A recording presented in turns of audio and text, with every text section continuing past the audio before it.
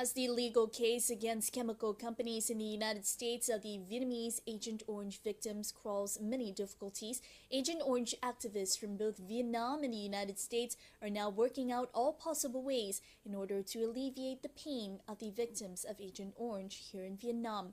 For them, there are many activities that could help the victims much more effectively than the current legal case in the United States. Today, children in Friendship Village are welcoming some special guests.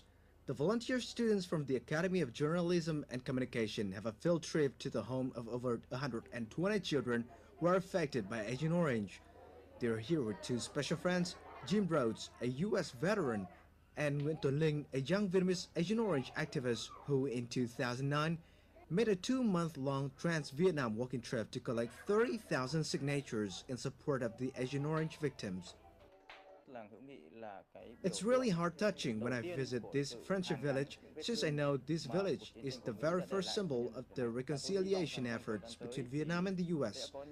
I do hope that in the future there would be more places like these around Vietnam, as there are a lot more Agent Orange victims that need to be taken care of.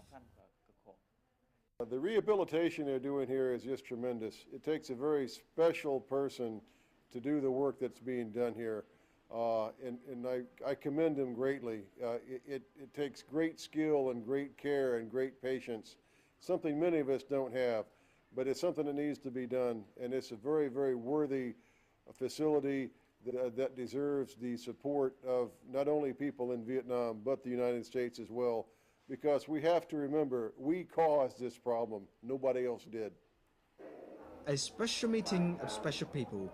They meet to share the action plans about how to better the lives of Agent Orange victims, as the legal case against U.S. chemical companies seems to be taking too long to yield any positive results. Jim, who is also an Agent Orange victim, believes that awakening the sense of public morality in the U.S. public would be a better approach in helping Agent Orange victims in Vietnam.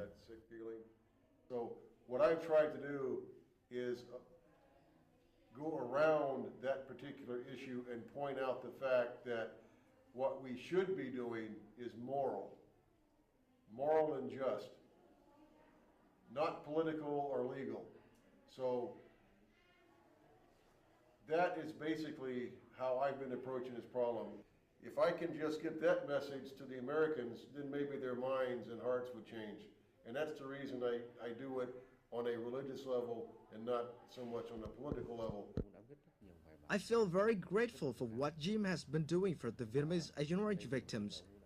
He has a different approach towards resolving this issue in Vietnam, and I think that could definitely work. I know Jim has published a book and written many articles on Agent Orange issues in Vietnam, and I hope that could help people, especially in the U.S., to understand more and do more for the Agent Orange victims here. Meanwhile, Tuấn Linh is now preparing for another trans-Vietnam trip by bicycle from Cà Mau to Hà Giang in mid-2012 to raise funds as support for Agent Orange victims. The Agent Orange victim issue in Vietnam will take very long to be solved, but will be much alleviated thanks to efforts of people like Linh and Jim. They may vary in age or nationality, but they share the same values, devoting their lives for the Agent Orange victims. Việt Hùng, VTV International, reporting from Hanoi.